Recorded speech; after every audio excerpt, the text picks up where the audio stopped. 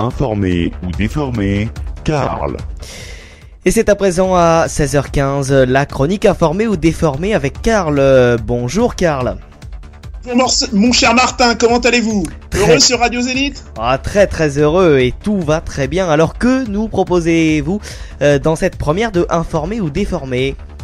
Alors cette semaine, pour cette première chronique d'informé ou déformé, je vais essayer de comprendre pourquoi les Français n'aiment plus les hommes politiques et pourquoi ils ne les respectent plus. Intéressant. Alors pourquoi les Français n'aiment-ils plus leurs hommes politiques? Cette semaine a été marquée par un nouvel acte de défiance d'un représentant du peuple. Un vrai, non élu, vis-à-vis d'un autre représentant du peuple, lui élu au suffrage universel à la plus haute fonction de la Ve République, président de la République, dont on se demande s'il comprend quel est le sens de son mandat. Donc, Sébastien Benoît, chaudronnier, charpentier à STX, a refusé de serrer la main du chef de l'État mardi lors de sa visite sur les chantiers navals de Saint-Nazaire. Geste d'humeur, geste de protestation qu'il a qualifié de geste naturel. De son côté, François Hollande a essayé de rester digne en faisant fi de cette main qui lui était refusée. Est-ce la première fois que cela arrive à François Hollande, Karl? Non, bien sûr. Ça n'est pas la première fois. Internet moque et foisonne de ses poignées de main manquées avec les grands de ce monde. Mais cela est plutôt dû à sa gaucherie naturelle qu'à d'autres choses. Et pourquoi ce geste, Hollande justement, est-il le seul auquel cela est arrivé? Non, bien sûr. On se souvient tous du très célèbre « Casse-toi, pauvre con », éructé par Nicolas Sarkozy, alors président de la République, lors de sa visite officielle au Salon de l'Agriculture le 23 février 2008. Un vrai manque de classe. Mais dans ce gouvernement, Manuel Valls aussi a subi le même affront de la part d'un pompier qui l'avait mis fort en colère. Oui, mais alors justement, pourquoi ce geste de ne pas serrer la main? La valeur symbolique de la poignée de main dépasse de très loin l'accomplissement de la prescription élémentaire du savoir-vivre des civilisations occidentales. La signification de la poignée de main, geste du contact par excellence, que l'on peut observer chez certaines des peuplades les plus éloignées de notre culture, telles les peuplades de la Nouvelle-Guinée, s'est imposée au monde entier. Dépassant le cadre des manifestations officielles, on voit maintenant des businessmen japonais et chinois qui représentent des peuples farouchement hostiles à tout attouchement public, tendre à leur interlocuteur européen de larges et accueillantes mains. Un comportement analogue a été observé chez les chimpanzés. Le singe de rang inférieur tend la main vers son supérieur hiérarchique, paume au-dessus, jusqu'à ce que l'autre y pose la sienne. Ce geste est probablement à l'origine de la poignée de main. Donc, la poignée de main est un geste millénaire qui établit un contact social, un dialogue et marque aussi un respect mutuel. C'est ce respect que refusent les gens à ces hommes politiques. Et pourquoi leur refusent-ils ce respect? Tout simplement parce qu'ils pensent qu'ils ne le méritent pas.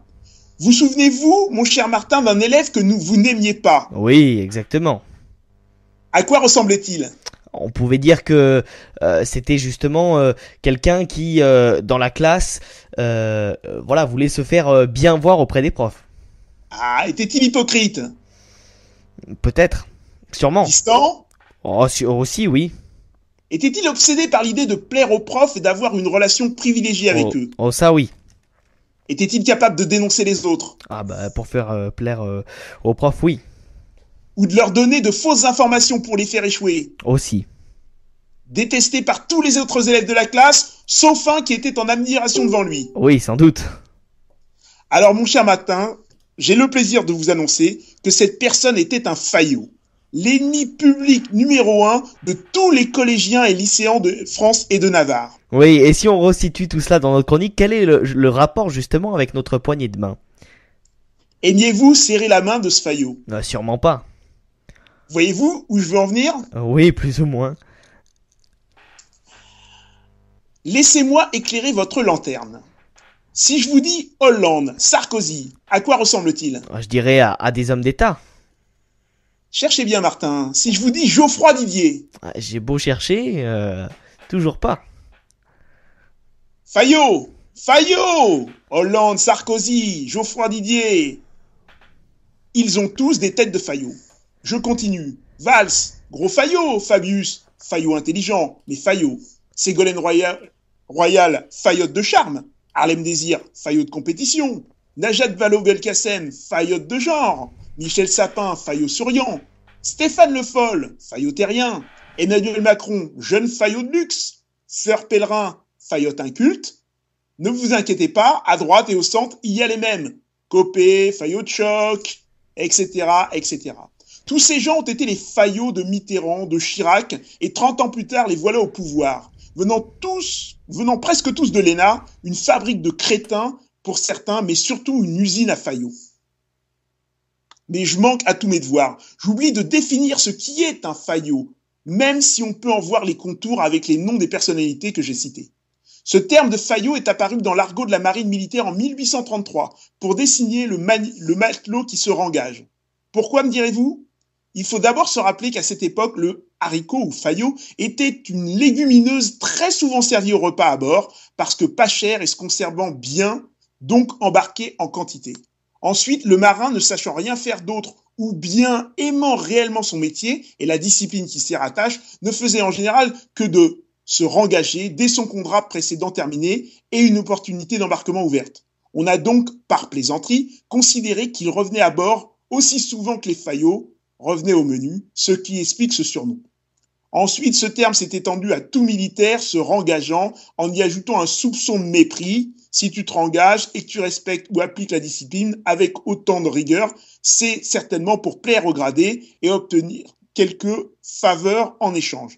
À la fin du 19e siècle ou au 20e siècle, selon les sources, l'origine réelle était un peu oubliée. Le Fayot est finalement devenu d'une manière générale et dans tous les milieux, celui qui fait un peu trop de zèle, qui cherche trop à plaire à ceux qui sont au pouvoir en leur manifestant une certaine servilité et qui, s'il se fait généralement bien voir ou simplement exploité par cela, se déconsidère sérieusement auprès de ses camarades.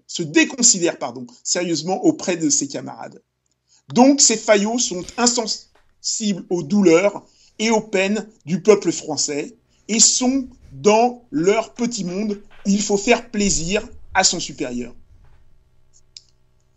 Mais, comme on a pu le voir sur ce chantier naval, et comme on a pu le voir dans d'autres endroits en France, la colère gronde. Et pas seulement pour des raisons économiques. Mais je reviendrai très certainement sur d'autres détails de la colère qui gronde. Peut-être qu'un jour, un conseiller de ces femmes et hommes politiques un peu moins Fayot que les autres pourra répondre à la question posée par son supérieur de ministre. Est-ce une révolte ? Non, monsieur le ministre. C'est le début d'une révolution. Informé ou déformé, vous connaissez donc désormais la chronique présentée par Karl. Merci beaucoup Karl pour toutes ces précisions et à la semaine prochaine pour un nouveau informé ou déformé.